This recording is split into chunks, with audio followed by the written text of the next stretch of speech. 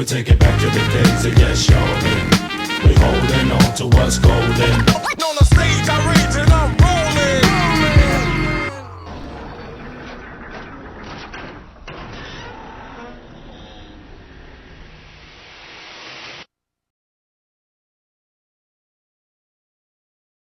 Hello and welcome to the first episode of The Grey Vault. What's The Grey Vault? Well, it's essentially this.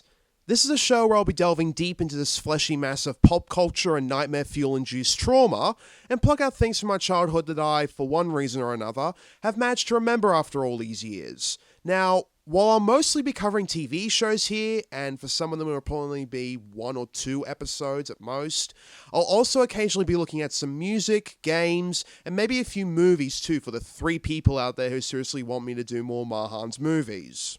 So, with that out of the way, let's get started with our first finding. Way back in the day, my TV viewing was limited to a single channel, Fox Kids.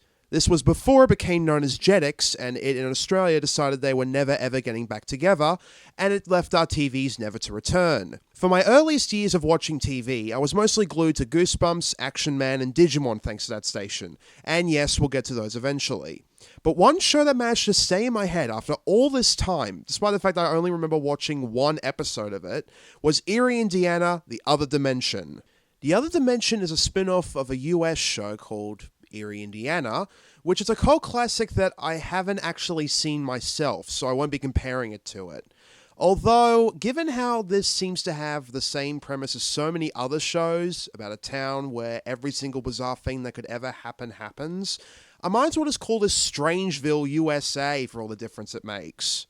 The parents of our main kid and narrator, Mitchell, are going away for X amount of time as per kids show rules, and his sister Kari needs to look after him. However... Are you blind? I'm blemished. Is it? I'm positively disfigured. Yikes. With the way she's reacting here, you'd think someone poured pig's blood on her or something. Also, would you believe that this is the most sedate acting by any actress in this episode? Dolly Smith of Vainglory Beauty Incorporated and the proprietor of the soon-to-open Vainglory Spa. This is my associate, George Weber. Now do you believe me? When the parents leave, in walks this woman, Dolly Smith, beautician and silver medalist in ham, stuffed with cheese, stuffed with ham overacting. But then again, she was competing against this. There's always room for pineapple chunks. Look, vanilla. She notices Carrie reacting to a zit and starts measuring her next to perfection. Oh, eyes 2 millimeters off. Given how cosmetic surgery is never mentioned once in this entire episode, I seriously wonder how she expects to fix her eye being slightly off-center. And even when we eventually see what she does do to fix it, it doesn't even address these supposed faults. Mitchell, feeling the pull of the Hellmouth on him, tries to warn his sister against going away with the clearly crazy lady, but she's having none of it and agrees to be Dolly's new representative. She agrees to be given the full Vainglory Beauty treatment, complete with formaldehyde hair care, bird scat facial, and perfume made from the finest bodily fluids.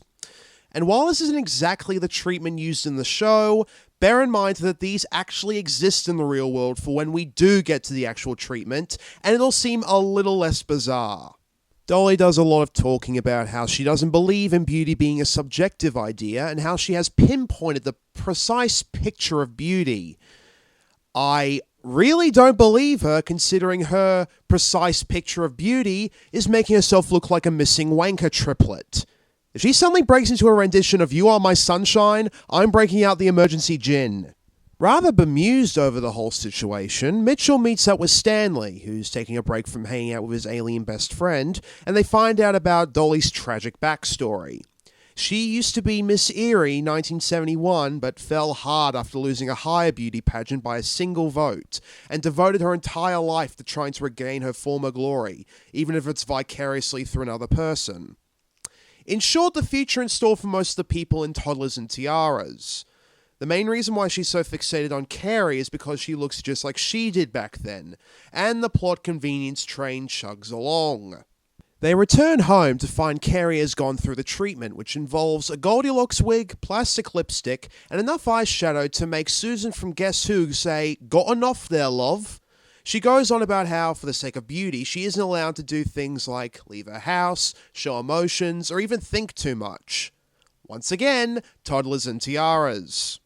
However, it turns out that the treatment isn't quite over yet, as Dolly takes Kari into a spa for the special treatment. And while showing her around, her voice seems to be stuck in a tug-of-war contest between America and England. Vainglory, we have a very clear standard of beauty. A standard that you, my dear, are going to exemplify.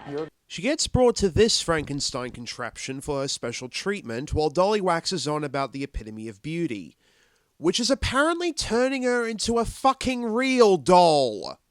Yep, this is definitely what I remember most about this episode, and really, can you blame me? I mean, between Plastic Miss Fantastic over here and the creepy choir of the music that I swear is a subliminal message, I'm surprised I've managed to get any sleep at all since first seeing this. Dolly introduces the new Carrie to the female public with promises of the male gaze if they also go through with the treatment, which I can guarantee will not happen. Putting aside the fact that she's only a teenager for a second, I wouldn't want to fuck her or anyone else that gets put through that treatment, even if they came with a steak and a voucher for free blowjobs for life. They also throw in a child to be sucking into some early vainglory conditioning with the Dolly doll, but despite the obvious comparison, this is somehow even worse than Barbie. Say what you want about the doll, at least it gave the idea that girls could have almost anything, given how many jobs Barbie has had over the years. But here, you literally can't even think without affecting the way you look, apparently. Mitchell tries to get through to Carrie, and at first seems to be succeeding, but then they send her back to the spa to correct it. Mitchell then gets a better idea on how to break in, despite the fact that it was dead easy the last time they did it. Cross-dressing! What? Yep, they sneak into the spa disguised as ladies looking for treatment. I seriously wish that people would stop pretending that cross-dressing on its own is a joke and write some actual fucking jokes, because stuff like this is rarely funny, this being no exception. What kind of treatment were we after today? Oh, well, we were, thinking of the Vainglory Comprehensive Eye Makeover. The Dead Sea mud with the cucumber slices, or the avocado paste with chamomile sachets? We're also doing a special on bull semen hair conditioning. Again, that's an actual fracking procedure. Meanwhile, Dolly is going to use more of the preservative on Carrie to make the treatment permanent. And if I ever end up in some high political position, I want to make "you are sentenced to life" as a real doll, an actual thing. Because only then will we have an appropriate punishment for the millionaires. Fuck them, fuck them, fuck them.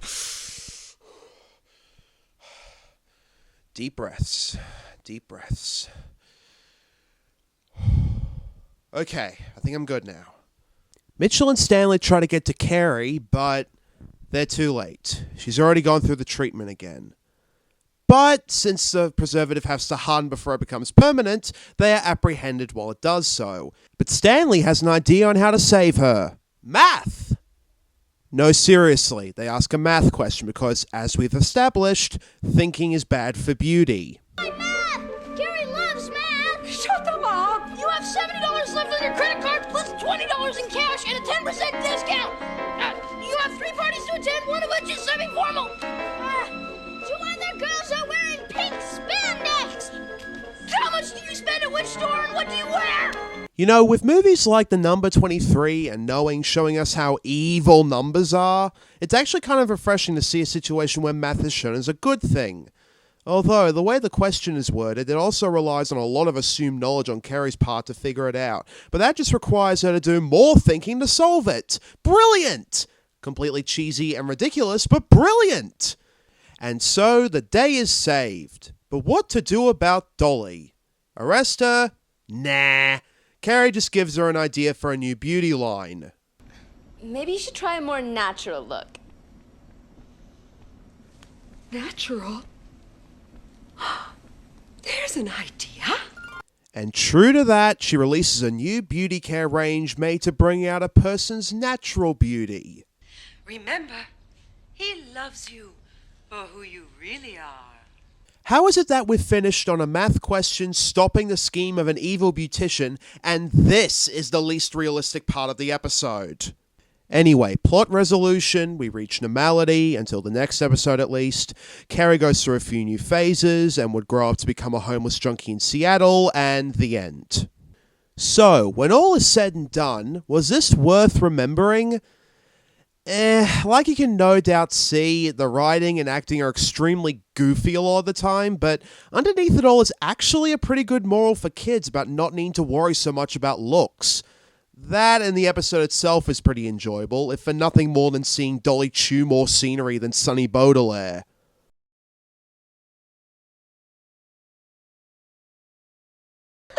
My dear, you're perfect. Oh.